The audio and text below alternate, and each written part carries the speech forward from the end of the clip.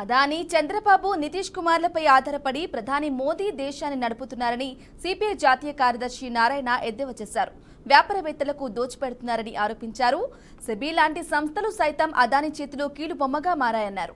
రాజ్యాంగ స్ఫూర్తికి వ్యతిరేకంగా కేంద్రం పనిచేస్తోందన్నారు. ప్రభుత్వం మేము మహిళలకు న్యాయం చేస్తామని చెప్పని సబ్కా సాత్ అని చెప్పిన వాళ్ళు ఇప్పుడు వాళ్ళు ఏమంటున్నారు, అది స్లోగన్ మార్చేశారు. మాతో ఎవరుంటే వాళ్ళతో మేము ఉంటాం అంటే వాళ్ళు మమ్మల్ని ఎవరు సపోర్ట్ చేస్తే వాళ్ళతో మేము ఉంటాం, మిగతా వాళ్ళతో మేము ఉంటాం. అది క్లియర్ కట్గా కొత్త పాలసీ వచ్చేసింది.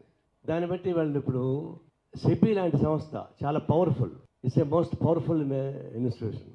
అలాంటి సెబీ లాంటి సంస్థ అదాని పాలైన తర్వాత అది ఎక్స్పోజ్ అయితే దాని జోలికి పోవడం లేదు. అంటే అదాని లేకుండా మోడీ లేడు.